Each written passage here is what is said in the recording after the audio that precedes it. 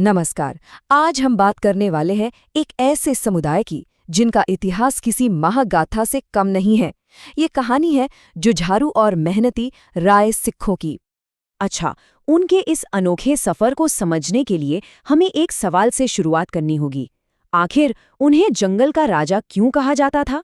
ये जो टाइटल है ना, ये उनके रहस्यमयी मूल और जंगलों पर उनकी जबरदस्त पकड़ की तरफ इशारा करता है।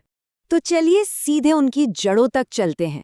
उस जमाने में जब वे महाताम के नाम से जाने जाते थे, एक बहुत ही शक्तिशाली नदियों के किनारे रहने वाली जनजाति।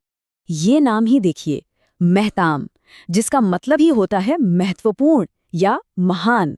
ये नाम राय सिखों के पूर्वजों को दिया गया था और ये खुद बताता है कि एक ताकतवर समुदाय के तौर पर उनका कितना सम्मान था।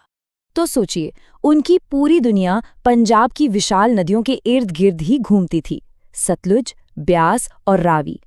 कहते हैं कि वो राजा महताम के वंशज थे और इन दलदली इलाकों के तो बेताज बादशाह थे। वो दो चीजों में कमाल के माहिर थे, एक तो शिकार करना और दूसरा नदी किनारे की जो सख्त जमीन होती है उसे उपजाऊ खेतों में बदल देना। और हुनर का यही अनोखा मेल था जिसने उन्हें वो उपाधि दिलाई, जंगल का राजा। अब आगे बढ़ते हैं और देखते हैं कि कैसे महताम लोगों की जिंदगी में एक बहुत बड़ा मोड़ आया। एक ऐसा मोड़ जिसने उनकी पहचान को हमेशा हमेशा के लिए बदल दिया।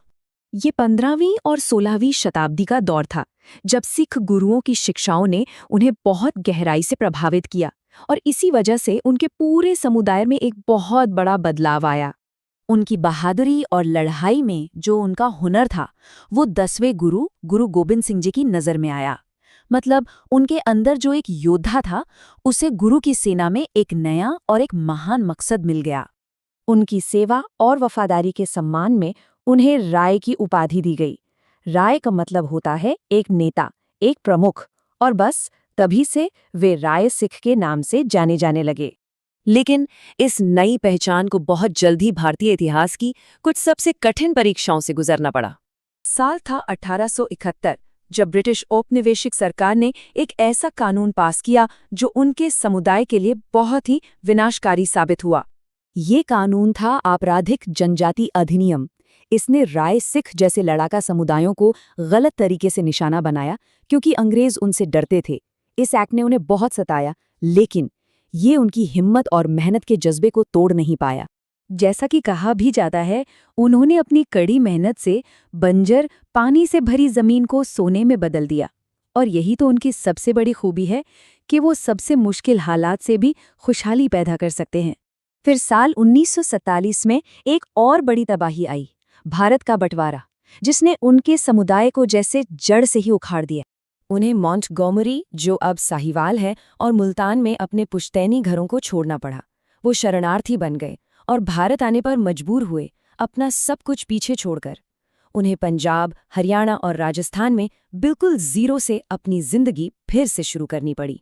लेकिन जानते हैं, इस सारी उथल-पुथल और मुश्किलों के बीच भी वो अपने साथ एक अनोखी सांस्कृतिक पहचान और बहुत ही कीमती हुनर का खजाना लेकर आए। चलिए अब उनकी उस विरासत को समझते हैं, जिसे उन्होंने इतने जत्न से सहेज कर रखा, जो 3 मुख्य स्तंभों पर बनी हुई है। ये उनके वो खास हुनर थे जिन्हें वो हर मुश्किल से बचाकर लाए थे। खेती में महारत ऐसी कि किसी भी जमीन पर फसल उगा दें, सिरकी बनाने की एक बेमिसाल कला, और उनकी अपनी एक अलग बोली जो उनकी पहचान है। तो सवाल ये उठता है कि ये जो इतना लंबा अविश्वसनीय सफर रहा है, वो आज राय सिख समुदाय को कहाँ ले आया है। आज भी खेती तो मानो उनकी रगों में है, लेकिन अब उन्होंने देश के लिए जरूरी कई दूसरे बड़े क्षेत्रों में भी अपनी एक अलग पहचान बना ली है। आज वो भारतीय सेना में देश की सेवा कर रहे हैं, राजनीति में नेतृत्व कर रहे हैं और शिक्षा के क्षेत्र में भी बहुत आगे बढ़ रहे हैं। तो इस तरह नदियों के किनारे रहने वाले योद्धाओं से लेकर आज के आधुनिक समाज के महारथियों तक का उनका सफर पूरा हो चुका है। वे अब राजनीति में नेता हैं, सेना में वीर सैनिक हैं और शिक्षा के क्षेत्र में भी आगे बढ़ रहे हैं। महताम से लेकर आज के आधुनिक राय सिख तक की उनकी ये पूरी कहानी इंसानी जज्बे की ताकत का एक जीता जागता सबूत है। ये दिखाती है कि एक समुदाय मिलकर कितनी भी बड़ी मुश्किलों पर जीत हासिल कर सकता है। और ये हमें एक आखिरी सवाल के साथ छोड़ जाती है। राय सिखों की ये कहानी हमें हिम्मत और सहनशीलता के असली मतलब के बारे में क्या बताती है? शायद सच्ची हिम्मत सिर्फ जिंदा रहने का नाम नहीं है, बल्कि हर मुश्किल को अपनी ताकत का जरिया बना लेने का नाम है।